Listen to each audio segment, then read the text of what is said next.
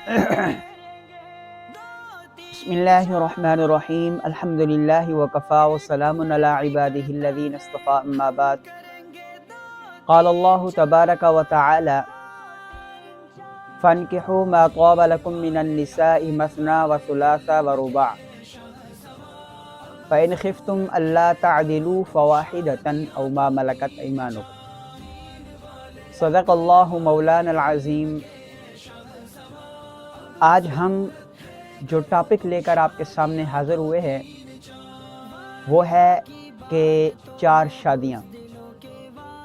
हमारे मज़हब इस्लाम के अंदर बड़ी खूबसूरती है, बड़ा हुस्न है, और हर एक शख्स को ये हुक्म है कि दूसरे की कदर करे, दूसरे के सर पे हाथ रखे, दूसरे की हेल्प करे, मदद करे, और यूँ इंसानियत को एक बनाकर छोड़ा है। अल-मुअमिनूना का जसद वाहिदिन अल-मुस्लिम अखुल मुस्लिम इन्नमल मुअमिनूना इख्वा। ये जो भाई का रिश्ता होता है ये बड़ा मुक़द्दस और बड़ा बाबरकत रिश्ता होता है, बड़ा प्यारा रिश्ता होता है। और फिर मोमिन आपस में सारे के सारे भाई भाई करार दिए हैं, और सारे मोमिन एक जिस्म की मानद करार दिए हैं। इनिश्तका आइनुहु इनिश्तका कुल्लु इनिश्तका रअसहु इनिश्तका कुल्लु। ये सारी चीज़ें इसलिए बयान की गई हैं कि जो मोमिन हैं, जो मुसलमान हैं, वो आपस में मिल कर रहें और एक दूसरे का सहारा बनें। दूसरी, तीसरी, चौथी शादी का मकसद भी यही है कि मुआशरे की जो घिरी पड़ी ख़वातीन हैं, जिनको लोग घिरी पड़ी ख़वातीन तस्वर करते हैं, जिनके ऊपर किसी की नज़र नहीं ठहरती, बेवा हैं, तलाक याफ्ता हैं, यतीम हैं, बेसहारा हैं, ऐसी ख़वातीन जो गरीब हैं, नादार हैं, ऐसी ख़वातीन को अपनी ज़िंदगी में लाकर उनका सहारा बनना, ये इस्लाम का सबसे प्यारा हुस्न है। आप ज़माना जाहिलियत की बात देखें तो उस वक़्त ऐसी तमाम सिफ़ात की मालिक जो ख़वातीन हुआ करती थी, उन्हें कोई घास तक नहीं डालता था, उन्हें कोई पूछता तक नहीं था, और अपनी मर्ज़ी से लोग 100 ख़वातीन को अपने मातहत रखते थे, जिसके साथ मर्ज़ी जिमा करते, हम बिस्तरी करते, जिसको मर्ज़ी अपने दोस्तों को हदिया कर देते, गिफ्ट कर देते, उनको दे देते रात गुजारने के लिए या मुस्तकिल तौर पर। यानी कि औरत एक खिलौना थी, जानवरों की तरह बेची ख़रीदी जाती थी। इसकी कोई कदर नहीं थी, कोई वक़्त नहीं थी, कोई मंज़िलत नहीं थी, कोई इसका मकाम नहीं था, कोई मर्तबा नहीं था, इसको किसी नज़र से देखा नहीं जाता था, और ये सिर्फ़ एक खिलौना था। ख़रीदा जाता, बेचा जाता, इस्तेमाल किया जाता, फेंक दिया जाता, एक खिलौने की तरह था। जब इस्लाम आया तो इस्लाम ने औरत को वो मकाम दिया, वो मर्तबा दिया, वो इज़्ज़त दी, वो शोहरत दी, और कहीं इसके कदमों में जन्नत को ला के खड़ा कर दिया, कहीं इसके ज़रिए से मर्द यानी बाप को जन्नत का सर्टिफिकेट दे दिया, कहीं ये ख़ुद घर की जन्नत बन के बैठी है। तो अल्लाह ने फिर इस औरत को बड़ा मकाम दिया। तो दूसरी शादी का हुक्म इसलिए दिया गया कि आपके इर्द गिर्द, आपके मुआशरे में, आपके नज़र में जो ख़वातीन ऐसी हैं जो बेसहारा हैं, यतीम हैं, गरीब हैं, तलाक याफ्ता हैं, बेवा हैं, ऐसी ख़वातीन को अपनी ज़िंदगी में लाएँ, अपनी बीवी बनाएँ और उसे इज़्ज़त और मकाम दें। इसके ऊपर अल्लाह ताला ने फिर आपके लिए बहुत बड़ा अजर रखा है। सरकार दो आलम सल्लल्लाहु अलैहि वसल्लम ने ख़ुद 11 शादियाँ की हैं। आप मुताला कीजिए, देखिए, परखिए कि आप सल्लल्लाहु अलैहि वसल्लम की 11 बीवियों में सिर्फ़ एक बीवी है जो कंवारी हैं, और वो है आयशा सिद्दीक़ा रज़ियल्लाहु ताला अन्हा। बाकी कोई बीवी भी आपको कंवारी नहीं मिलेगी, या वो तलाक याफ्ता होंगी या बेवा होंगी। इसकी वजह सिर्फ़ और सिर्फ यही है कि लक़द कान लकुम फ़ी रसूलिल्लाहि उस्वतुन हसना, कि हम आप सल्लल्लाहु अलैहि वसल्लम की इस सीरत को भी देखें, इस उन्वान को भी देखें कि आपने बेवा, तलाक याफ्ता औरतों से निकाह करके हमें क्या पैगाम दिया। हमें ये पैगाम दिया है कि तुम भी अपने मुआशरे की, अपने इर्द गिर्द बेवा, तलाक याफ्ता ख़वातीन के साथ निकाह करो और उन्हें इज़्ज़त बख्शो। جب آپ انہیں عزت بخشیں گے تو اللہ رب العزت آپ کو عزت بخشیں گے۔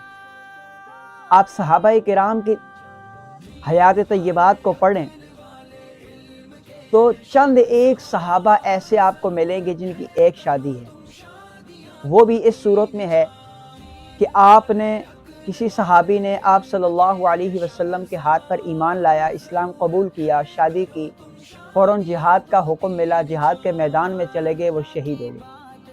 وہ اس طرح کے واقعات میں ایک شادی ہے، ورنہ آپ صلی اللہ علیہ وسلم کے صحابہ کرام کے دور میں کتنے صحابہ کرام ایسے ہیں جن کی 4 شادیاں، 3 شادیاں، 2 شادیاں۔ پھر امت کے اندر یہ رواج چلا آیا، یہ سنت زندہ رہی کہ آپ علیہ الصلاۃ والسلام کی اس امت نے 4 شادیوں کا اس سنت کو مسلسل جاری رکھا، اور پھر آج تک صلحائے امت، علماء امت کے اندر 4 شادیوں کا یہ سنت جو ہے یہ عام ہے۔ اور آج بھی جو صحیح اہل علم علماء کرام ہیں ان کی اکثر شادیاں ہیں۔ ہم جیسے گناہگار جو ہے وہ مصلحت پسندی کا شکار ہو جاتے ہیں۔ رسول کریم صلی اللہ علیہ وسلم کے پاس ایک شخص آیا، اس نے آ کر کے اپنی مالی شکایت کی کہ میرے مالی حالات بہت خراب ہیں، تو آپ صلی اللہ علیہ وسلم نے اسے شادی کرنے کا حکم دیا۔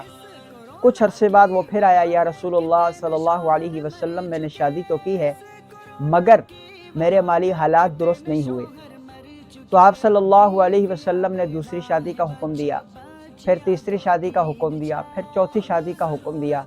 جب چوتھی شادی کا حکم دیا تو وہ شخص واپس آپ صلی اللہ علیہ وسلم کی خدمت میں حاضر ہوا، تو اس نے کہا کہ یا رسول اللہ، مجھے تو اللہ نے اتنا رزق دیا، اتنا رزق دے دیا کہ اب مجھ سے سنبھالا ہی نہیں جا رہا۔ تو شادی کے ساتھ رزق کا وعدہ اللہ تعالیٰ نے خود فرمایا۔ سورہ نور کی آیت ہے، اللہ تعالیٰ فرماتے ہیں کہ وَأَنكِحُوا الْأَيَامَ مِنكُمْ وَالصَّالِحِينَ مِنْ عِبَادِكُمْ وَإِمَائِكُمْ وَإِنْ يَكُونُوا فُقَرَاءَ يُغْنِهِمُ اللَّهُ مِنْ فَضْلِهِ، کہ تم ایسے لڑکی اور لڑکے کا بیاہ کروا دو کہ جن کا نکاح نہیں ہوا، وہ کنوارے ہیں، ان کو بیاہ کی ضرورت ہے، وہ بالغ ہو چکے ہیں مگر وہ غریب ہیں، تنگ دست ہیں، وہ بیاہ نہیں کر سکتے، تو آپ ان کا نکاح کرا دو، اللہ اپنے فضل سے ان کو غنی کرے گا۔ اور رسول کریم صلی اللہ علیہ وسلم نے فرمایا کہ 3 آدمی ایسے ہیں کہ جن پر اللہ کا حق ہے کہ وہ ان کو غنی کرے۔ ان میں سے ایک مکاتب کا معاملہ کرنے والا، ایک اعلاء کلمت اللہ کے لیے اللہ کی زمین پر اللہ کے نظام کو نافذ کرنے کے لیے جہاد فی سبیل اللہ کرنے والا، اور تیسرا وہ نکاح کرنے والا جو پاکی کی خاطر نکاح کرتا ہے، پاکی حاصل کرنے کے لیے نکاح کرتا ہے۔ تو نکاح کے ساتھ اللہ تعالیٰ کا وعدہ ہے کہ وہ اللہ رزق عطا فرمائیں گے، لیکن اس کے لیے ہمیں سوچ بدلنی ہوگی، زاویہ بدلنا ہوگا، مائنڈ سیٹ چینج کرنا ہوگا۔ ہمارا مائنڈ سیٹ یہ ہے کہ دوسری بیوی آ جائے گی تو اس کو کھلائیں گے کہاں سے، تیسری آ جائے گی تو اس کو رکھیں کہاں پر، کھلائیں گے کہاں سے، خرچ اخراجات کیسے کریں گے۔ آج لوگ 2 بچوں کے اوپر تیسرا بچہ پیدا نہیں ہونے دیتے۔ وجہ یہی ہے کہ ہم ڈرتے اس بات سے ہیں کہ کھلائیں گے کہاں سے، مہنگائی ہے، یہ ہے، وہ ہے، فلاں ہے۔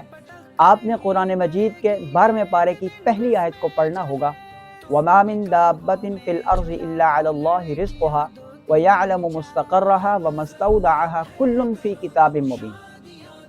یہ رزق تو ہر زمین پر جس کو رزق کی طلب ہے اس کو اللہ تعالیٰ رزق خود عطا فرمائے، اور وہ کہاں پیدا ہوا، کہاں رہے گا، کہاں چلے گا، کہاں اس کا وطن اصلی ہوگا، کہاں مسکن ہوگا، کہاں وطن سکنا ہوگا، یہ ساری چیزیں آسمان میں اللہ کے ہاں لکھی ہوئی رکھی ہے، اس میں کوئی رد و بدل نہیں کر سکتا۔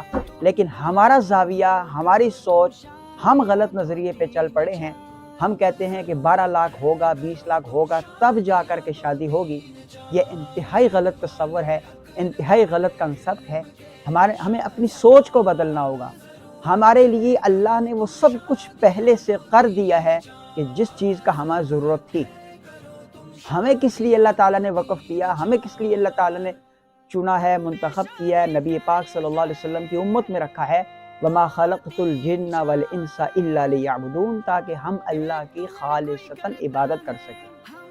باقی ساری ضروریات کا انتظام اللہ تعالیٰ نے خود کیا، ہمیں حکم دیا کہ بس آپ نے 24 گھنٹے کی زندگی کو اللہ اور اس کے رسول کے حکموں کے مطابق گزارنا ہے، لیکن ہم اس میں ڈنڈی مار رہے ہیں۔ ہم ضروریات کے پیچھے پڑ چکے ہیں، مقاصد کو بھول چکے ہیں۔ ہمارا مقصد اللہ کو راضی کرنا، رسول اللہ صلی اللہ علیہ وسلم کے سنتوں پہ چل کر اللہ کے حکم کے مطابق اور رسول اللہ صلی اللہ علیہ وسلم کی سنتوں کے مطابق زندگی گزار کر اپنا مقصد پورا کرنا تھا۔